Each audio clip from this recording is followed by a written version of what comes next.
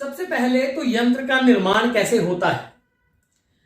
यंत्र बहुत शक्तिशाली जो है वो तरीका है अपनी जीवन को बदलने का, परंतु हर व्यक्ति के लिए हर यंत्र नहीं बना है, हर व्यक्ति के लिए हर चीज नहीं बनी है। पहली बात।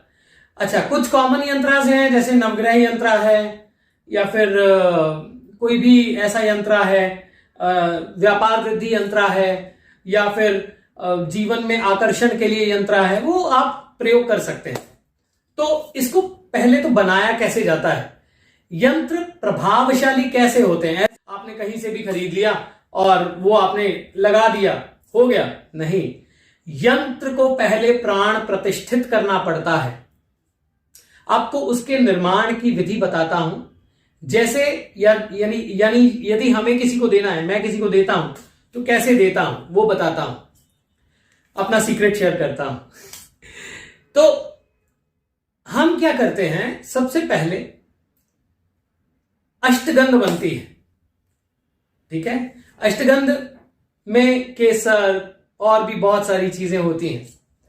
कुछ चीजों का नाम गुरोचन, मैं इस पे नहीं लूंगा, वीडियो पे नहीं लूंगा। तो सबसे पहले तो वो बनती है।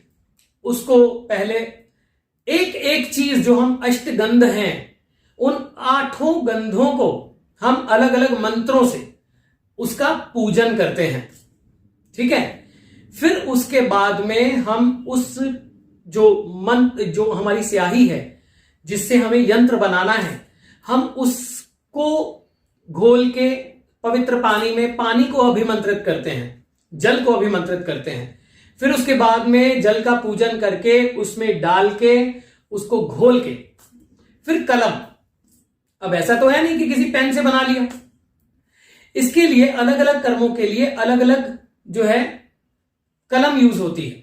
कलम कहां से आती है, वो भी नेचर से आती है, पेड़ों से आती है। किसी में अनार की होती है, किसी में पलाश की होती है, किसी में नीम की होती है, किसी में जो है अलग अलग बरगद की, पीपल की, अलग अलग कलमें यूज होती हैं। यानी कलम यानी जिसको बनाया जाता है। अब देखिए, यह अष्टगंध है, ठीक है।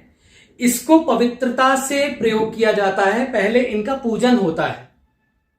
ये जो अष्टगंध है, फिर ये कलम है, इस कलम का पूजन होता है। इनके अलग मंत्र होते हैं, अलग तरीके से इनको आह्वान किया जाता है, ठीक है। लेखन महाराज को हम आह्वान करते हैं कि हम आपका आह्वान कर रहे हैं प्रभु, आप कृपा कीजिएगा। यह है भोजपत्र, ये पेड़ों की छाल है। फिर इनका पूजन होता है, ये देवताओं का शरीर माना जाता है। फिर इनका पूजन होता है, इनका आह्वान होता है। पहले अष्टगंध का पूजन होता है, अष्टगंध की सभी गंधों का अलग अलग पूजन होता है। फिर उसके बाद में कलम का पूजन होता है, अष्टगंध का पूजन होता है, फिर भोजपत्र का पूजन होता है। फिर उसके बाद में यंत्र की लेखनी की जाती है। जो देवता, जिस भी ग्रह, जिस भी एनर्जी को हम we are inviting to be please, to be कि हमें ब्लेसिंग मिले, तो उस एनर्जी को हम पहले उनका पूजन होता है। फिर उसके बाद में भोजपत्र पर अंकित किया जाता है। अलग अलग तरह के यंत्र होते हैं, 20 यंत्र होते हैं, 30 यंत्र होते हैं, 36 यंत्र होते हैं। तो उन अलग अलग यंत्र जो हैं, उनका जो अलग अलग स्पेसिफिक देवता हैं, उनका आह्वान किया जाता है। आह्वान करने के बाद में इन पे लेखनी की जाती है, फिर इनका पूजन होता है। फिर उसके बाद में इनको फ्रेम किया जाता है या फिर किन्हीं अलग तरीके से रैप करके, किसी को घर पे लगाना है तो अलग से उसको पवित्र, जो हम इवन फ्रेम भी जो यूज करते हैं ना, उसका भी पवित्रीकरण करते हैं पहले। तो ये बहुत पवित्र चीज है, बहुत ही पवित्र चीज है। अब इसको हम पैसों से नहीं तोल सकते, ठीक है। कि अमेज़न में तो या किसी और वेबसाइट में तो मुझे ऐसे मिल रहा था, या किसी वेंडर से तो मुझे ऐसे मिल रहा था। जब वो प्राण प्रतिष्ठित ही नहीं होगा तो कार्य कैसे करेगा। हम देखा जाए, इसको देवताओं का शरीर बोला जाता है, अष्टगंध को सबसे पवित्र स्याही बोला जाता है, अलग अलग कलमें यूज होती हैं, उनके अलग अलग देवता हैं। अब वो सबका कलेक्टिव इफेक्ट ही तो कार्य करता है ना।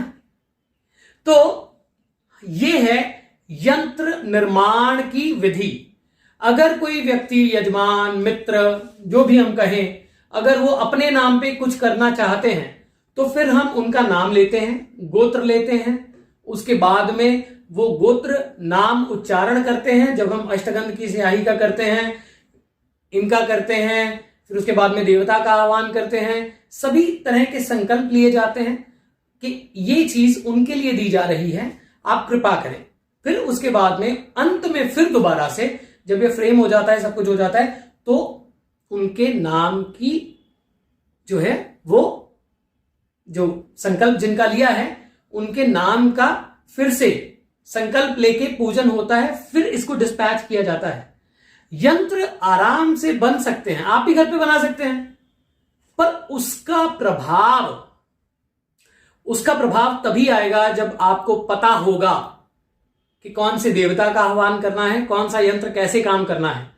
तो मित्रों, यदि आप यंत्र को प्राप्त भी करना चाहते हैं, पहली बात, प्राण प्रतिष्ठित यंत्र ऐसे ही नहीं बन जाते, उसके लिए समय लगता है।